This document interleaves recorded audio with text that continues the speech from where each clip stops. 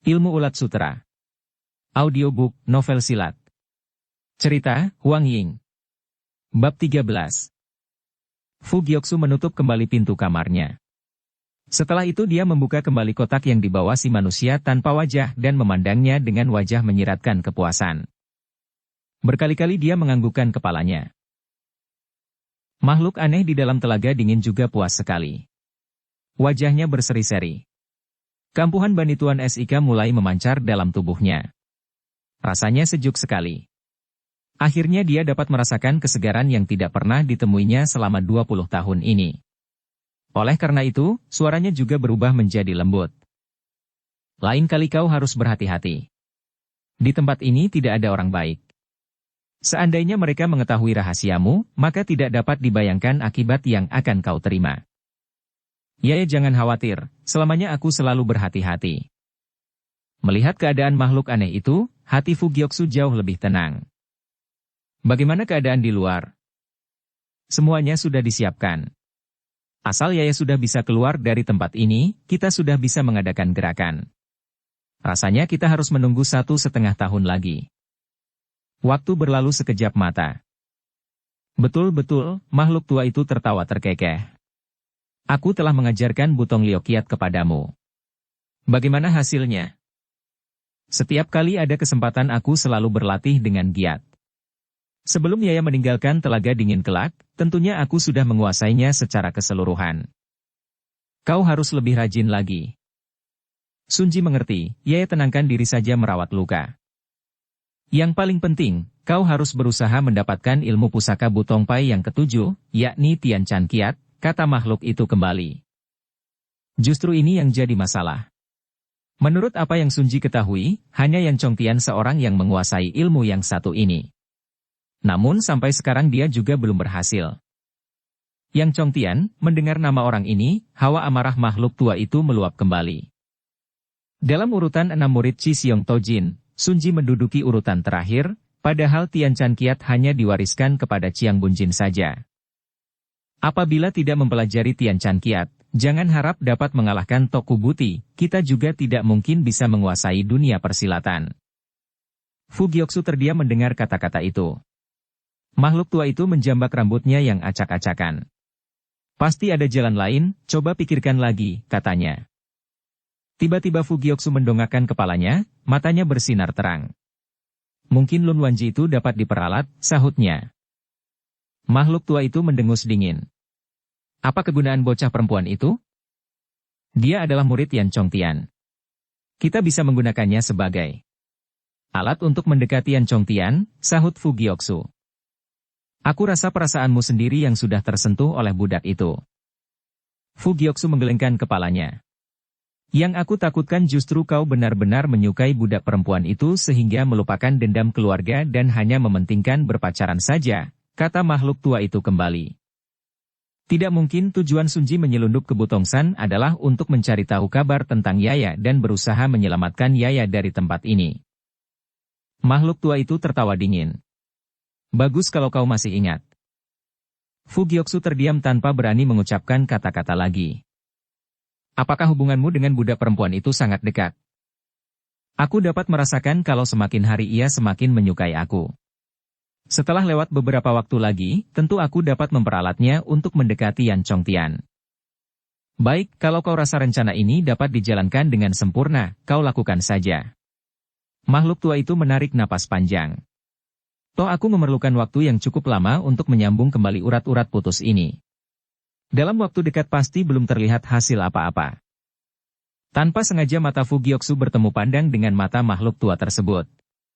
Hatinya bergetar.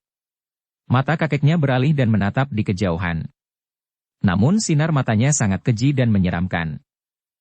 Waktu berlalu dengan tenang. Tentu saja ketenangan ini hanya terlihat dari luarnya saja. Tampaknya tidak ada hal istimewa yang terjadi di Butongsan. Butibun juga tidak melakukan gerakan apa-apa. Sedangkan Xia Yaokok terlebih-lebih lagi. Nama itu ibarat hanya dongeng yang kenyataannya tidak ada. Dalam waktu-waktu ini, di bawah pengawasan manusia berpakaian hitam, ilmu silat Wan Fei yang maju semakin pesat. Pelajaran mengenai membaca dan menulis juga sudah lancar.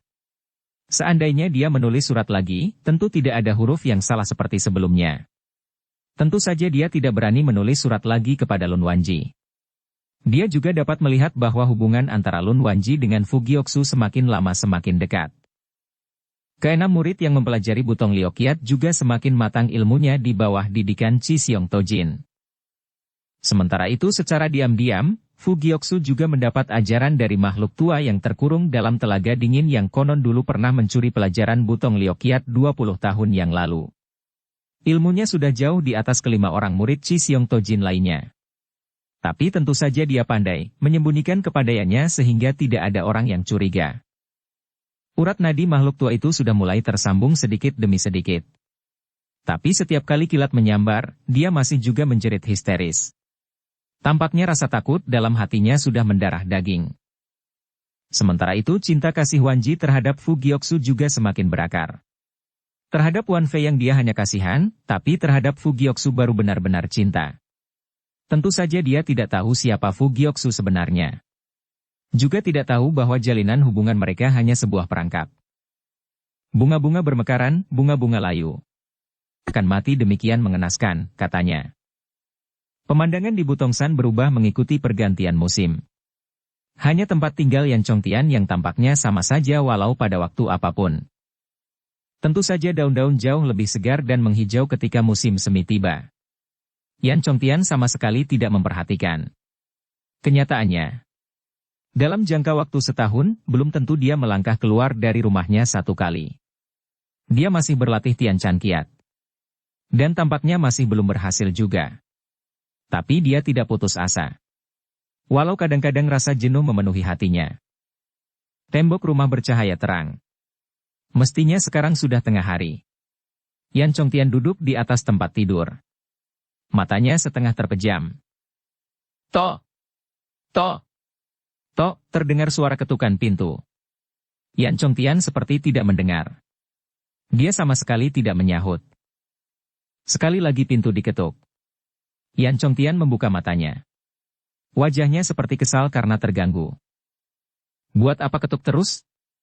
Kalau mau masuk, masuk saja, teriaknya marah. Pintu didorong. Yang masuk ternyata Lun Wangji. Suhu. Rasa kesal yang tersirat pada wajah Yan Chongtian sirna seketika. Oh, Wangji. Mengapa demikian lama tidak mengunjungi Suhu? Lun Wangji menghampiri. Dia duduk di samping meja yang terdapat di sisi tempat tidur. Dituangkannya secawan teh untuk Yan Chongtian. Lalu disodorkannya kepada suhunya itu. Suhu kan sibuk berlatih terus, Wangji mana berani mengganggu? Yan Chongtian meminum teh itu seteguk. Kau paling banyak alasan. Wangji tersenyum tersipu-sipu. Kepalanya tertunduk. Seakan banyak kata-kata yang ingin diucapkannya namun tidak tahu bagaimana cara mengutarakannya. Yan Chongtian memperhatikan gadis itu lekat-lekat. Dia merasa heran. Aku lihat wajahmu mengandung misteri. Apa sebetulnya yang ingin kau katakan kepadaku? Lun Wangji menggigit-gigit bibirnya. Suhu, berapa usiaku sekarang? Tiba-tiba dia bertanya. Yan Chongtian terpana. Ada apa? Tidak usah peduli, jawablah pertanyaan Wangji, kata Wangji merajuk. Dia mendorong-dorong lengan gurunya. Kerut di kening Yan Chongtian segera timbul, jarinya bergerak-gerak menghitung. 17, iya, 17 tahun. Salah 18, sahut Wangji manja. Oh, 18 tahun. Yan Chongtian menggaruk-garuk kepalanya. Kalau kau sendiri sudah tahu, buat apa kau tanyakan lagi? Aku. Wangji menjadi gugup. Wajahnya merah padam. Yan Chongtian tertegun. Kemudian dia tertawa lebar. Apakah kau ingin mengatakan bahwa kau sudah hampir keluar pintu, menikah? Suhu, Wangji malu diejek terang-terangan oleh gurunya. Yan Chongtian tertawa terbahak-bahak. Siapa pemuda yang beruntung itu? Dia Shifu. Murid terakhir Chiang Bun Susiok, sahut Wangji lirih. Oh. Yan Chongtian masih tertawa lebar. Kapan kalian akan menikah? Mana bisa begitu cepat? Wangji belum menyatakan bersedia. Apakah menganggukkan kepala saja begitu sulit, goda Yan Chongtian? Atau kau ingin aku menjadi walimu? Kalau Suhu tidak menjadi wali, mana boleh Wanji sembarangan menikah? Yan Chongtian tersenyum-senyum. Asal kau sendiri sudah suka, ya terserah. Wanji ingin Suhu menemuinya terlebih dahulu. Oh, kau meminta penilaian suhumu, soal mudah. Kapan kau akan mengajaknya ke sini? Tanya Yan Chongtian. Sekarang dia ada di luar pintu. Wajah Yan Chongtian segera berubah. Ini adalah daerah terlarang. Apa kau sudah lupa? Tampaknya Lun Wanji baru teringat. Wajahnya panik sekali. Suhu, maksudmu? Kali ini tentu tidak masuk hitungan, kata Yan Chongtian kembali tertawa terbahak-bahak. Lihat dirimu, belum menikah saja sudah begitu mencemaskannya. Suhu. Wanji kembali merajuk. Masih tidak suruh dia masuk segera. Wanji bergegas bangkit. Namun baru beberapa langkah. Dia menoleh kembali kepada Yan Chongtian. Suhu, nanti kalau dia masuk ke dalam, sikapmu jangan demikian garang. Kau khawatir dia akan lari ketakutan? Wanji tersenyum tersipu-sipu. Coba lihat, anak gadis kalau sudah dewasa memang sudah jadi milik orang lain. Belum lagi melangkah keluar pintu sudah membelanya mati-matian, kata Yan Chongtian tertawa terbahak-bahak. Wanji semakin malu. Dia mempercepat langkahnya. Yan Chongtian masih tertawa terus. Fu Gyoksu menunggu di depan pintu. Tangannya membawa sebuah bungkusan. Tampak wajahnya panik sekali. Dia sama sekali tidak meragukan perasaan Wanji kepadanya. Tapi selama menunggu, hatinya tegang sekali. Dia sendiri tidak mengerti mengapa bisa demikian. Sebetulnya seperti apa manusia yang bernama Yan Chongtian itu? Dan bagaimana reaksinya setelah mengetahui hubungannya dengan Wanji? Apakah hanya dengan cara demikian dia pasti bisa berhasil mendapatkan ilmu Tian Ken Kiat? Berpuluh-puluh pertanyaan menggelayuti pikiran Fu Gyoksu. Juga dalam waktu yang bersamaan, Wan Fei yang membawa baki makanan mendatangi. Fu Gyoksu masih tidak menyadari. Wan Fei yang melihatnya justru panik. Dia segera menghampiri. Futo aku. Mendengar panggilan itu, Fu Gyoksu menolehkan kepalanya. Dia tersenyum kepada Wan Fei yang. Apa yang kau lakukan di tempat ini? Tanyanya gugup. Dia segera menarik lengan Fu Gyoksu. Aku. Fu Gyoksu melepaskan tangan Wan Fei yang dari cekalannya. Dia tidak tahu bagaimana harus menjawab pertanyaan itu. Aku apa? Bukankah aku pernah mengatakan bahwa di sini daerah terlarang? Kalau sampai kepergok, paling tidak urat nadi kakimu diputuskan semuanya, kata Wan Fei yang menyeret Fu Gyoksu. Fu Gyoksu semakin bingung bagaimana harus menjelaskan masalahnya. Tepat pada saat itu, Wanji keluar dari rumah Yan Chongtian. Xiao Fei, mengapa kau menarik-narik tangan Futo aku? Tanyanya. Wanji Kounio, jangan teriak-teriak. Futo aku tidak tahu di sini daerah terlarang. Kalau sampai ketahuan, suara Wan Fei yang seperti bisikan. Fu Gyoksu hanya tertawa getir. Sedangkan untuk sesaat Wanji tidak tahu harus marah atau tertawa. Aku yang mengajaknya menemui Suhu. Siapa suruh kau ikut campur? Wan Fei yang terpana. Dia menatap ke arah Fu Gyoksu kemudian mengalihkan pandangannya kepada Wanji. Akhirnya dia melepaskan cekalannya. Fu Gyoksu merapikan lengan bajunya yang kusut karena tarikan Wan Fei yang. Wanji mengedipkan matanya. Hayo, ikut aku, ajaknya. Dengan baki di tangan, Wan Fei yang tertegun memandangi mereka. Tiba-tiba Wanji menghentikan langkah kakinya. Dia menoleh kepada Fei Yang. Serahkan saja baki itu kepadaku, katanya. Tidak menunggu jawaban dari Fei Yang, dia segera merebut baki yang berisi makanan itu. Wan Fei yang berdiri termangu-mangu melihat kedua orang itu melangkah masuk ke dalam rumah. Hatinya sungguh tidak enak. Berkali-kali dia menggaruk-garuk kepalanya. Dia tidak meninggalkan tempat itu dan tetap menunggu di luar. Fu Gyoksu sungguh pandai bersandiwara. Sikapnya sangat wajar dan sopan. Lun Wanji menyenggol lengan bajunya. Cepat panggil Supek, katanya. Wanji tersenyum tersipu-sipu. Tecu Fu Gyoksu menanyakan keadaan Supek, dia menjura dalam-dalam. Yan Chongtian memperhatikan Fu Gyoksu dari ujung kepala sampai ujung kakinya. Dengan wajah berseri-seri dia menganggukkan kepalanya berkali-kali. Boleh juga. Dia beralih ke Lun Wanji. Kau sungguh pandai memilih. Wajah Lun Wanji merah padam karena malu. Yan Chongtian menunjuk ke sebuah kursi yang ada di sampingnya. Duduk, katanya mempersilakan. Tecu tidak berani, sahut Fu Gioksu.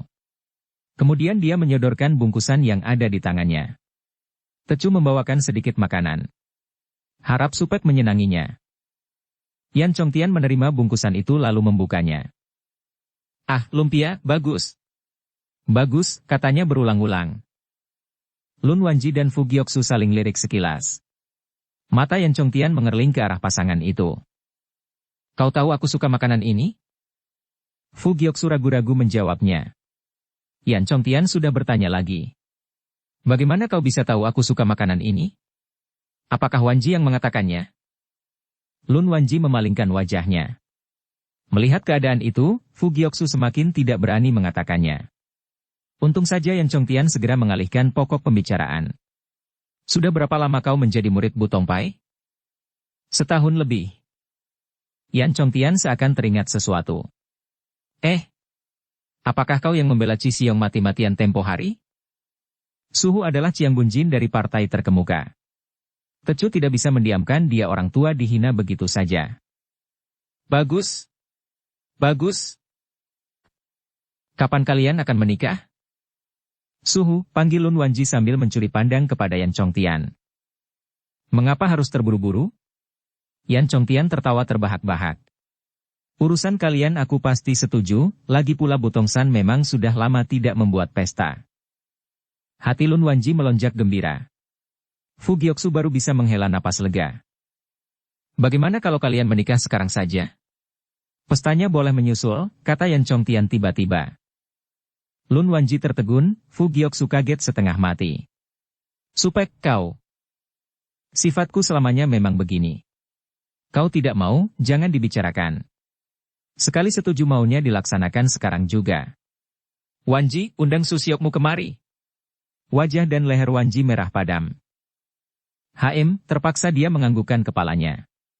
Supek, apakah urusan ini tidak dapat ditunda? Kenapa? Tanya Yan Chongtian kurang senang. Tecu masih berkabung, sahut Fu Gioksu sambil menundukkan kepalanya dalam-dalam. Benar juga. Wajah Yan Chongtian menjadi lembut kembali. Kalau begitu kalian boleh bertunangan dulu. Kali ini Fu Gioksu terpaksa menganggukkan kepalanya. Wanji, mengapa kau masih belum mengundang Chiang Bun Susiokmu? Tanya Yan Chongtian. Dengan wajah tersipu-sipu Wanji melirik Gioksu sekilas. Anak muda itu merasa serba salah. Mengejar salah, tidak mengejar juga salah. Akhirnya dia hanya berdiri termangu-mangu. Yan Chongtian merenung sejenak. Kau merupakan murid paling akhir yang masuk perguruan. Tentunya kau juga yang mempelajari Butong Liok Kiat yang ke-6, So Ho Chang. Betul, sahut Fu Gioksu terus terang. Sudah mencapai taraf bagaimana? Tecu sudah bisa melancarkannya sesuai perasaan hati. Namun selalu merasa tenaga Tecu masih kurang kuat, tak bisa menyalurkan tenaga sepenuhnya. Lumayan, kata Yan Chongtian sambil menganggukkan kepalanya berkali-kali. Fu Gioksu tahu Yan Chongtian sedang memujinya. Dia merasa tidak enak juga.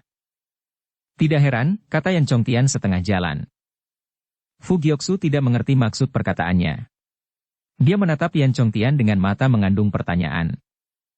Tidak heran kau rela melepaskan jabatan Chiang Bunjin demi Wanji.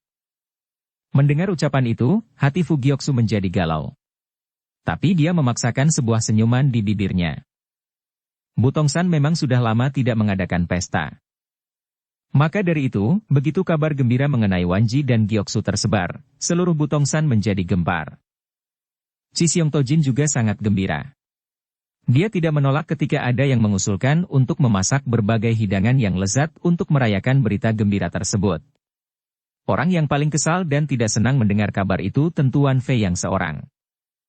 Suara tawa dan canda dari ruang makan berkumandang sampai jauh. Wan Fei yang tidak dapat mendengarnya dengan jelas. Dia berada di tempat yang jauh.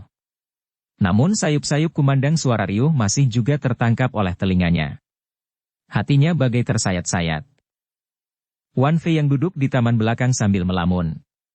Tanpa sadar jari tangannya mencabut daun-daun dan merobek-robeknya. Chi Xiong Tojin sudah sampai di sampingnya, dia masih belum sadar juga. Sampai akhirnya dia melihat sepasang kaki manusia di depannya, baru dia mendongakkan wajahnya. Melihat yang datang Chi Xiong Tojin, dia menjadi tertegun. Chiang Bunjin, sapanya. Wajah Chi Xiong Tojin pucat sekali. Mengapa duduk seorang diri di tempat ini? Masuklah ke dalam dan ikut bersenang-senang dengan yang lainnya, kata orang tua itu. Wan Fei yang menggeleng-gelengkan kepalanya sambil tertawa getir. Biar aku duduk di sini saja. Tiba-tiba dia bertanya. Chiang Bunjin, mengapa kau hanya sebentar di dalam sana? Belum sempat Chi Xiong Tojin menjawab pertanyaan itu, tiba-tiba wajahnya berubah hebat. Tubuhnya gemetar dan kakinya limbung. Dengan cepat dia menggenggam batang pohon yang ada di samping. Keningnya basah oleh keringat. Melihat keadaan itu, Wan Fei yang cepat-cepat berdiri. Bibir Chi Xiong Tojin tampak bergetar. Akhirnya dia tidak dapat mempertahankan dirinya. Segumpal darah segar muncrat dari mulutnya. Wan Fei yang terkejut sekali. Dia segera membalikkan tubuhnya bermaksud mencari pertolongan, tapi Chi Xiong Tojin mencegahnya. Jangan mengacaukan suasana. Papa aku ke kamar, katanya. Rupanya sejak di dalam ruangan makan dia sudah merasa tubuhnya kurang sehat maka dia cepat-cepat keluar. Setelah berbaring di tempat tidur dan mengatur napasnya sejenak, wajah Chi Xiong Tojin tampak lebih lumayan. Tapi masih agak pucat dan lemah. Wan Fei yang terus menemani di samping. Kau boleh keluar sekarang, akhirnya Chi Xiong Tojin membuka suara. Wan Fei yang mengundurkan diri. Baru saja dia melangkahkan kakinya ke arah kanan dan membelok, Fu Gioxu muncul dari arah kiri. Karena arah mereka berlawanan, maka mereka tidak sempat bertemu muka. Fu Gioxu mengetuk pintu kamar 2 kali. Tidak terdengar sahutan. Dia mengetuk lagi 3 kali. Kali ini baru terdengar suara Chi Xiong Tojin. Masuklah. Fu Gioxu mendorong pintu kamar tersebut dan masuk ke dalam. Chi Xiong Tojin sudah duduk tegak di atas tempat tidur. Melihat yang datang Fu Gioxu, dia agak terpana. Mengapa kau tidak di ruangan sana menemani saudara-saudaramu? Tanyanya. Tecu melihat Suhu meninggalkan ruang makan padahal hidangan masih belum dikeluarkan semua. Dan wajah Suhu tampak agak pucat, maka Tecu sengaja datang menjenguk sebentar. Oh! Chi Xiong Tojin menarik napas panjang. Dengan perasaan heran Fu Gioxu menatap Chi Xiong Tojin. Mengapa Suhu menghela napas? Suhu mengkhawatirkan keadaan Bu Tongpai yang tidak memiliki generasi penerus yang dapat diandalkan, wajah Chi Xiong Tojin kelam sekali.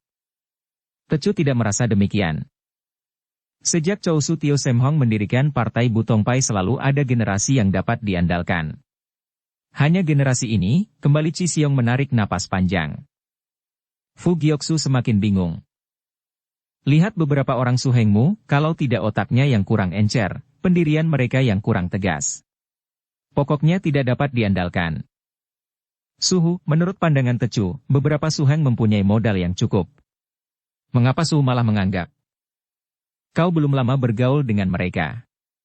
Umpamanya Toa Suhengmu Pek Ciok, orangnya terlalu lembut dan hatinya kurang keji. Ji Suheng malah pemarah dan mudah terpengaruh orang lain.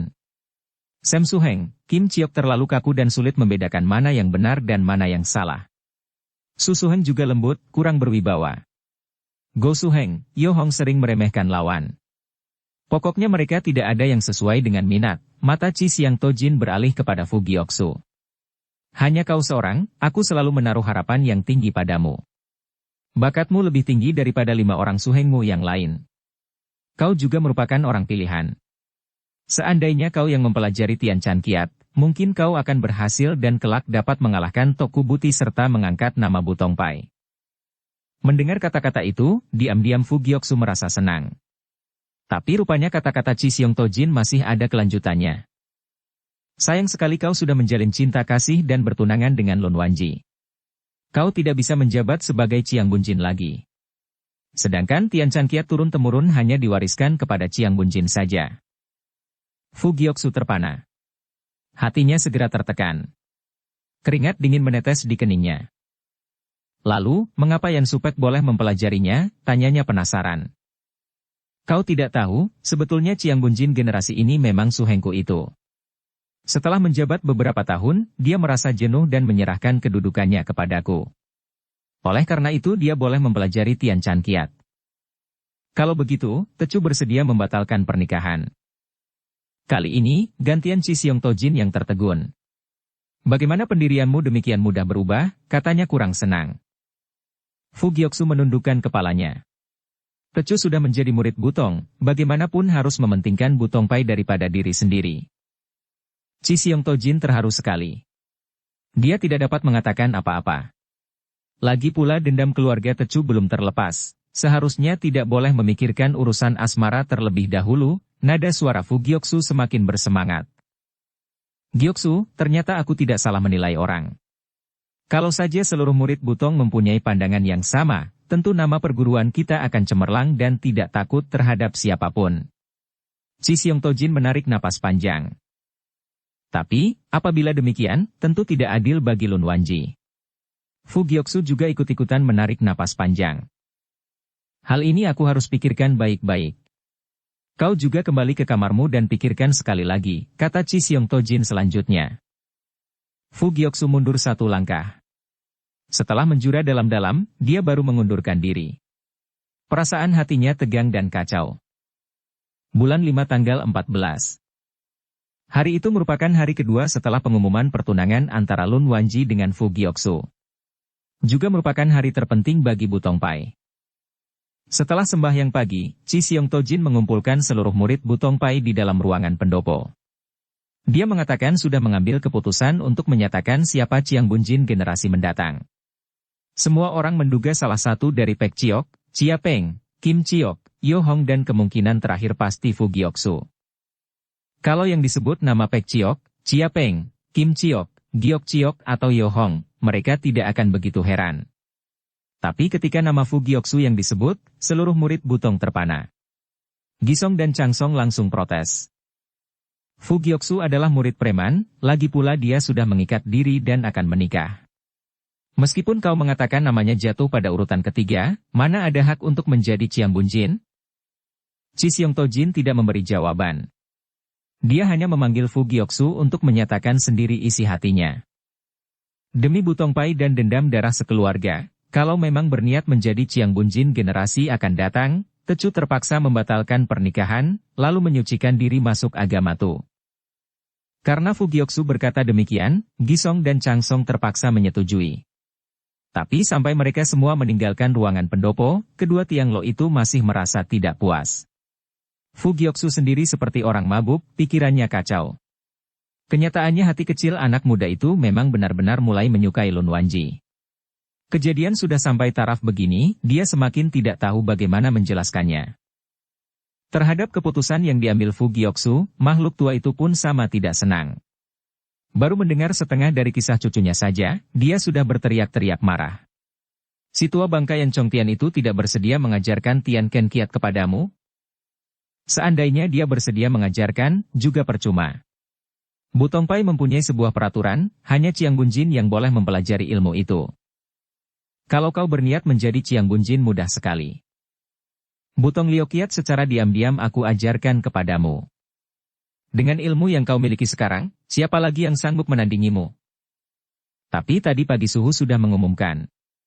Aku hanya berada di deretan ketiga. Salah satu dari 3 orang pilihannya. Kalau Pek Chiok dan Chia Peng mati, aku baru boleh menerima jabatan itu. Makhluk tua itu langsung terbahak-bahak. Kalau begitu, bunuh saja mereka. Fu Gyoksu bagai tersadar dari mimpi, matanya menyorotkan hawa pembunuhan yang tebal. Cepat pergi. Cepat pergi, kata orang tua itu menyarankan. Ya, urusan ini tidak bisa dilakukan secara spontan. Kenapa? Karena kita belum berhasil menyelidiki asal-usul Wan Fei Yang, kita masih belum tahu siapa yang mengajarkan ilmu silat kepadanya. Fu Gyoksu merenung sejenak. Sebelum lingkaran misteri ini belum terungkapkan, kita jangan mengambil tindakan sembrono. Lagi pula kaki ayah belum sembuh seluruhnya. Sebetulnya bagaimana hasil penyelidikan orang-orang kita? Makhluk tua itu menekan hawa amarahnya, namun kesabarannya hampir habis. Besok tanggal 15, Sunji akan turun gunung.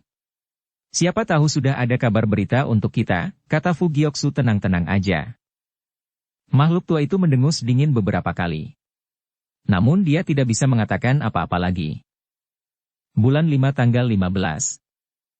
Tengah hari sudah lewat, matahari tidak seberapa terik. Manusia tanpa wajah dengan dandanan seperti biasanya melangkah di sebuah jalan kecil di luar kota. Kira-kira 10 depa di belakangnya, mengikuti belasan anggota Butibun. Mereka menyamar menjadi orang biasa. Sama sekali tidak mencolok. Lagi pula mereka menguntit dengan cara bergantian. Manusia tanpa wajah tampaknya tidak menyadari hal itu. Dia terus melangkah ke depan dan menuju ke sebuah kuil yang sudah tua. Kuil itu sudah lama tidak terpakai. Keadaannya sudah parah sekali. Debu-debu tebal terlihat di mana-mana. Atapnya sudah hampir roboh, demikian pula tembok dan lantainya. Di halaman luar penuh ditumbuhi rumput-rumput liar dan ilalang yang tinggi. Manusia tanpa wajah itu melewati rumput-rumput tersebut dan melangkah ke dalam. Sarang laba-laba menutupi pemandangan. Keadaan di dalam lebih parah lagi. Jendela-jendela tidak ada yang utuh. Manusia tanpa wajah itu berhenti di ruangan depan. Baru saja dia mengedarkan pandangannya, terdengar kibasan lengan baju. Seseorang melayang turun dari atap genting yang sudah kolong. Manusia tanpa wajah sama sekali tidak bergerak. Dia menjura dalam-dalam. Kongcu, sapanya. Orang itu memang Fu Gioksu. Wajahnya menyiratkan perasaannya yang kurang senang. Hari ini aku datang terlambat, katanya dingin. Manusia tanpa wajah itu menggelengkan kepalanya. Orang-orang Butibun tersebar di mana-mana. Tidak mudah melepaskan diri dari pengintaian mereka, sahutnya. Apakah kau berhasil melepaskan diri? Manusia tanpa wajah menggelengkan kepalanya sekali lagi. Belum. 14 orang mengikuti kau sampai ke tempat ini. Tahukah kau? Akhirnya aku mengambil keputusan untuk berbuat demikian. Oh. Fu Gioksu merasa heran. Aku memang sengaja memancing mereka kemari. Biar Kongcu coba butong Liokiak dan lihat bagaimana kemajuannya. Manusia tanpa wajah itu tertawa kering. Lagi pula tempat ini tidak bisa digunakan lagi lain kali. Dibuang begitu saja kan sayang. Alis Fu Gioksu terangkat. Dia tertawa terbahak-bahak. Bagus, perasaan hatiku memang sedang kesal, lumayan juga membunuh beberapa orang untuk melampiaskannya. Manusia tanpa wajah tidak banyak bicara lagi, tubuhnya berkelebat melalui genting yang melompong dan entah kemana perginya. Fu Gioksu tertawa dingin. Tangannya menggenggam senjatanya erat-erat. Dengan langkah lebar dia berjalan ke halaman. 14 anggota Butibun yang mengikuti sejak tadi, sekarang sudah ada 10 yang mengendap-endap di halaman kuil. Tindak tanduk mereka sangat berhati-hati, sinar mata terpaku pada ruangan depan kuil tersebut. Jarak mereka sudah dekat sekali, tapi selalu memberi isyarat kepada teman-temannya apabila menemukan sesuatu.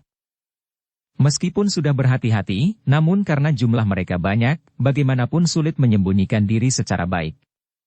Saat itu mereka sudah melihat Fu Gioksu melangkah keluar dari ruangan dalam. Semuanya tertegun seketika. Yang ini bukan orang yang tadi. Tentu satu komplotan. Baru saja 2 anggota Butibun mengucapkan kata-kata ini, terdengar suara jeritan ngeri. 4 orang yang disuruh menunggu di luar berlari pontang-panting menuju ke dalam. Tentu saja bukan keinginan mereka berlari seperti itu. Mereka tersuruh ke celah-celah ilalang yang tinggi. Dengan berusaha sekuat kemampuan mereka bangkit kembali dan berlari serabutan. Tidak seorang pun yang wajahnya tidak menyiratkan ketakutan. 10 orang anggota Butibun yang sudah berada di dalam halaman kuil terkejut setengah mati melihat kejadian itu. Baru saja mereka bermaksud berlari keluar untuk melihat apa yang terjadi, senjata di tangan Fu Gioksu sudah diangkat tinggi-tinggi. Para anggota Butibun, cepat gelinding keluar, teriaknya lantang. Tangannya menunjuk ke arah di mana para anggota Butibun itu menyembunyikan diri.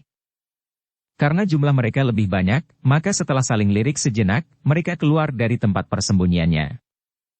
Saudara-saudara, kita bunuh komplotan penjahat ini, seru seorang laki-laki yang menjadi pemimpin rombongan tersebut. Beramai-ramai mereka menerjang. Fu Gioksu tertawa dingin. Wajahnya tenang sekali meskipun dia sudah terkurung di tengah-tengah. Senjatanya diputar. Hati-hati, serunya sambil menyerang orang yang ada di sebelah kanannya. Orang itu menghindar ke samping, namun bagaimanapun dia tetap bukan tandingan Fu Giyoksu. Gerakannya yang pertama sudah memakan korban. Begitu dadanya terhantam telak oleh senjata di tangan Fu Giyoksu, yang lainnya terpana sejenak, kemudian mata mereka menyerotkan kemarahan. Suara jeritan orang pertama yang menjadi korban tadi masih belum lenyap ketika senjata Fu Giyoksu kembali menelan korban. "Apakah kau orang Xiao Yaokok?" tanya sang pemimpin anggota Butibun. "Tidak salah," sahut Fu Giyoksu terus terang. "Letakkan senjatamu, ikut kami pulang untuk menghadap Tancu," katanya. Sebetulnya hati orang itu sudah tegang sekali, tapi di hadapan anak buahnya dia tidak mau kehilangan wibawa. "Apakah kalian kira masih ada kesempatan untuk kembali?" tanya Fu Giyoksu dingin. Orang itu berteriak marah dan menerjang ke arah Fu Giyoksu. Pedang berkilauan, suara angin menderu-deru. Hal ini membuktikan bahwa tenaga orang itu cukup besar. Namun Fu Giyoksu sudah dapat gemblengan Chi Siong Tojin dan makhluk tua di dalam telaga dingin. Kelima orang suhengnya saja sudah bukan tandingannya lagi, apalagi murid-murid cabang Butibun.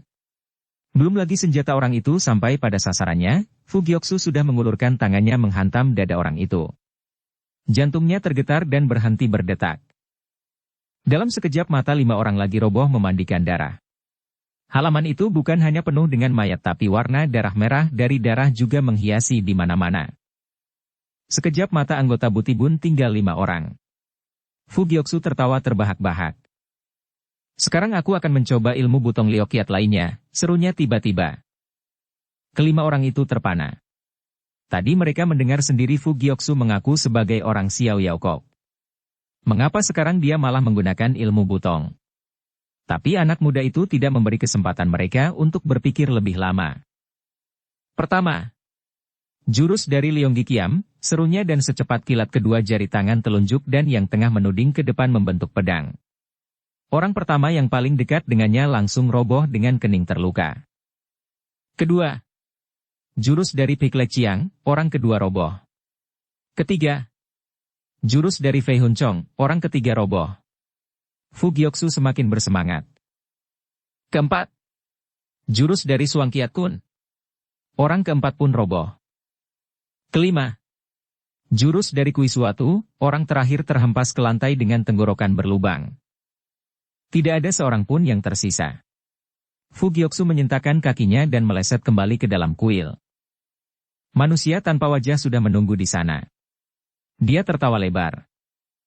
"Butong Liokiat ternyata luar biasa," katanya memuji. Fu Giyoksu semakin bangga mendengar kata-kata itu. Dia mendongakkan kepalanya dan tertawa terbahak-bahak.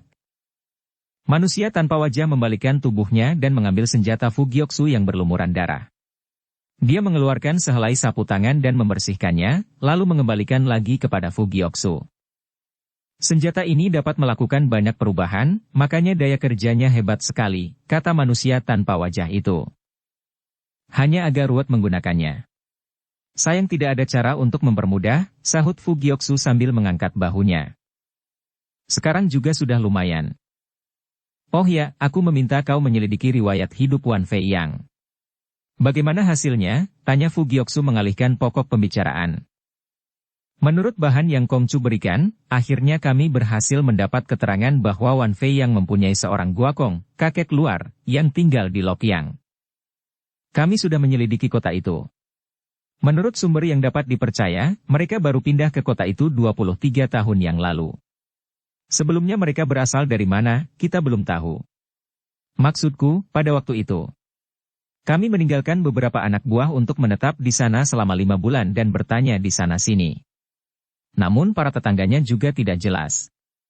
Nada suara maupun cara berpakaian mereka seperti orang Lokyang asli. Sampai bulan 5 tahun ini, kami berhasil mengetahui dari bacang yang dibuat oleh guakongnya. Jenis bacang seperti itu hanya dibuat oleh orang-orang Huciu. Akhirnya kami mengutus beberapa orang lagi ke Huciu untuk menyelidiki. Apalagi yang berhasil kalian temukan? Ternyata orang manusia Shiwan di Huciu memang tidak banyak. Kami berhasil menemukan beberapa sanak keluarganya. Menurut apa yang kami dengar, kakeknya pernah menjabat sebagai camat.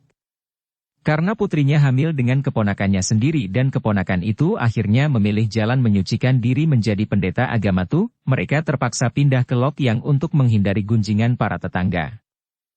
Keponakannya itu batalkan pernikahan. Shigi bernama Banli. Wajah Fu Gyoksu berubah hebat. Gi Banli adalah Ciangbunjin Butongpai yang sekarang, kata manusia tanpa wajah selanjutnya.